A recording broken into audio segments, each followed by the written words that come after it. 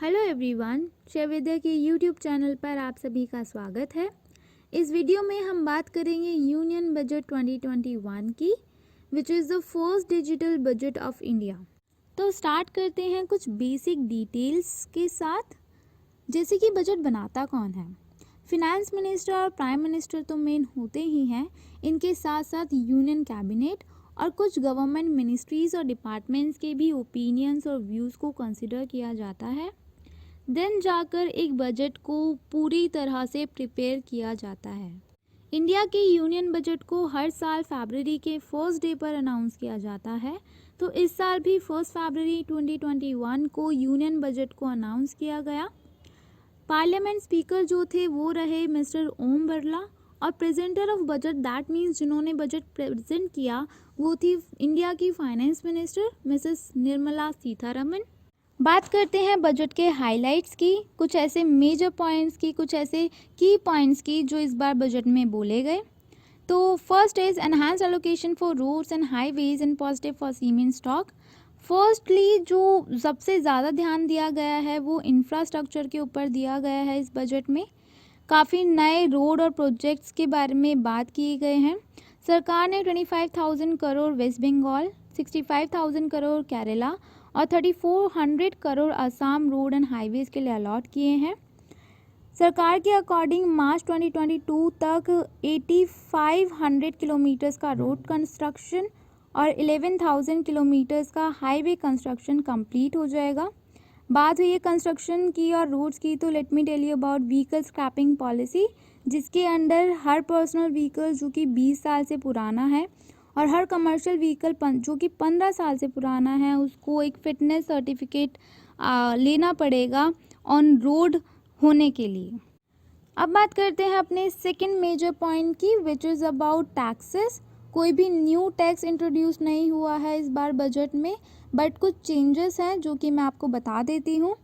पहला तो कोई भी 75 ईयर्स से ऊपर के जो सीनियर सिटीजन्स हैं उनको इनकम टैक्स फाइल नहीं करना पड़ेगा, अब नहीं भरना पड़ेगा। सेकेंडली जो नेक्स्ट पॉइंट हमारा रहा वो ये था कि अब जो भी कंपनीज जिनका टर्नओवर 10 करोड़ से ऊपर का है और अपना 95% वो काम डिजिटल मोड से कर रही हैं, उनको टैक्स ऑडिट की एग्जाम्पशन अब मिली है, उनको टैक्स ऑडिट नहीं करवाना पड़ेगा। इसके साथ साथ एक और थोड़ा सा चेंज है कि अब जैसे कोई भी टैक्स ऑफेंस होता है, कोई भी पर्सन टैक्स एवेशन में इंक्लूड होता है, तो अब उसके 10 साल पुराने रिकॉर्ड्स मांगे जाएंगे, जो कि पहले 8 साल के थे, अब वो 10 साल के हो गए हैं। टैक्सेस में काफ़ी चेंजेस नहीं है, पर कस्टम ड्यूटी और एक्साइज ड्यूटी में काफ़ी चेंजेस है।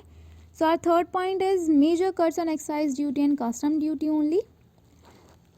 अब कॉपर स्क्रैप पे 2.5% का ड्यूटी लगेगी। सोलार इन्वर्टर्स पे 5 से 20% की ड्यूटी लगेगी। सोलार लांटेन्स पर आपकी 5 to 15% ड्यूटी लगेगी।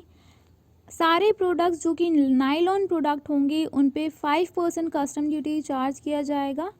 टनल बोरिंग मशीन्स पर भी 7% का कस्टम ड्यूटी लगा दी गई है।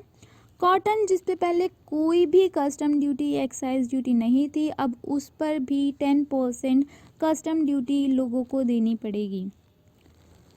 बहुत सारे आइटम्स को एग्री इंफ्रा सेस के अंदर डाल दिया गया है। इन सब के आइटम्स पर आपको अब एग्री इंफ्रा सेस देना पड़ेगा। मैं आपको बता दूं एग्री इंफ्रा सेस होता क्या है। ये कुछ एज टैक्स आप पे करेंगे। इन पैसों को सरकार इंडिया के इंफ्रास्ट्रक्चर या डेवलपमेंट के ऊपर खर्च करेंगी। It is just to raise funds only.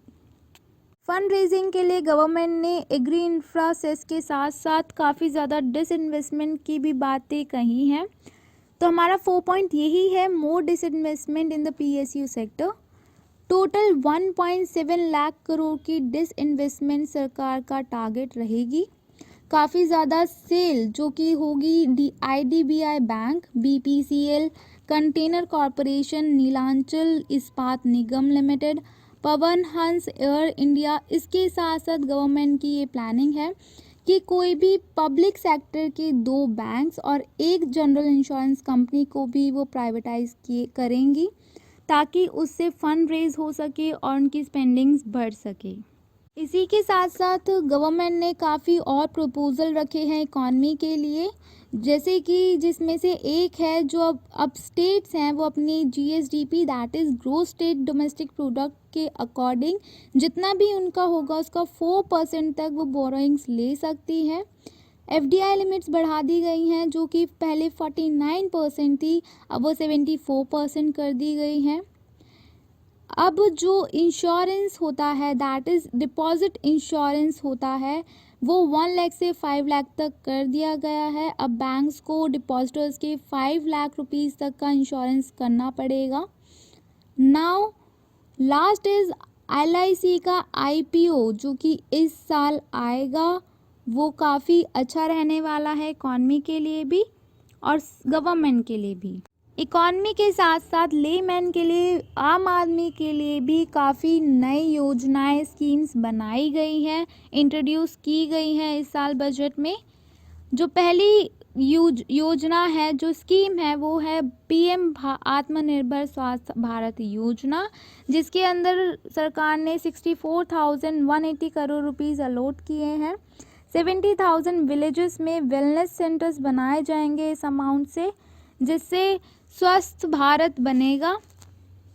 Second योजना जो बनाई है वो है 1 नेशन 1 राशन कार्ड, जिसके अंडर कोई भी पर्सन जो राशन कार्ड होल्डर है वो इंडिया में किसी भी स्टेट में किसी भी लोकेशन पर अपने हिस्से का राशन ले सकता है। 2 नई मेट्रो टेक्नोलॉजीज निकाली जाएंगी, जिसका नाम होगा मेट्रो लाइट और मेट्रो न्यू, जो कि करंट मेट्रो से काफ़ी चीप रहने वाली है, काफ़ी कम रेट उसका रहने वाला है। नेक्स्ट इज जल जीवन मिशन अर्बन, जिसके अंडर काफ़ी सारे मेजर्स से पानी सेव किया जाएगा, दैट इज़ जैसे grey water management, water conservation, rain water harvesting, इन सब मेजर के साथ पानी बचाया जाएगा। उस पानी को फ़िल्टर करके ड्रिंकिंग वाटर में कन्वर्ट किया जाएगा और हर घर तक पहुंचाया जाएगा। Next is national hydrogen energy mission, जिसमें ग्रीन पावर सोर्सेज यूज़ करके हाइड्रोजन एनर्जी बनाई जाएगी। और जो लास्ट है वो उज्ज्वला स्कीम है, जो ऑलरेडी थी, बस इसको थोड़ा सा और एक्सपांड कर दिया गया है। अब हर घर में गैस पहुंचाई जाएगी थ्रू पाइपलाइंस। पहले भी ये स्कीम थी, बट अब इसको थोड़ा और एक्सपांड कर दिया गया है, दैट्स इट। सो इन्हीं हाइलाइट्स के साथ साथ, इन्हीं स्कीम्स के साथ साथ हमारे सारे की पॉइंट्स भी ख़त्म होते हैं। So this was the crux of the budget guys. इसी के साथ साथ अगर मैं कंक्लूड करना चाहूँ तो मेरे अकॉर्डिंग बजट काफ़ी अच्छा रहा। फार्मर्स की इनकम में आई थिंक थोड़ा इंक्रीज़ अब हमें देखने को मिलेगा। इंफ्रास्ट्रक्चर की काफ़ी बात हुई है, काफ़ी रोड्स और नए हाईवेज़ की बारे में बात हुई है, काफ़ी डिसइन्वेस्टमेंट अगर सरकार कर रही है तो वो जो पैसे उनको मिल रहे हैं, जो वो फंड रेज कर रहे हैं, तो आई थिंक वो स्पेंड भी करेगी और काफ़ी अच्छी इंफ्रास्ट्रक्चर कंडीशन हमें इंडिया में देखने को मिल सकती है। हेल्दी इंडिया, आई थिंक ये एक फ्रेज़ है जो हमें शायद कंप्लीट होता हुआ दिखेगा। काफ़ी हेल्थ सेक्टर के ऊपर भी काफ़ी ध्यान दिया गया है। एक आपकी जो योजना आई है PM आत्मनिर्भर स्वस्थ भारत योजना, उसके अंडर भी काफ़ी अच्छे कंडीशंस हमें देखने को मिल सकते हैं। सो ओवरऑल मेरे अकॉर्डिंग काफ़ी अच्छा बजट रहा। अपनी व्यूज़ प्लीज़ गाइस कमेंट में आप शेयर कर सकते हैं। लेट अस नो कि आपके अकॉर्डिंग बजट का कितना अच्छा पॉजिटिव इम्पैक्ट होगा इकॉनमी पे, या नेगेटिव इम्पैक्ट क्या हो सकते हैं। We welcome your thoughts guys. तो यहीं पर हम अपनी वीडियो को ख़त्म करते हैं। I hope you all like this video. Thank you guys for watching. To connect with us, follow us on Instagram, Facebook, Twitter and Telegram as well.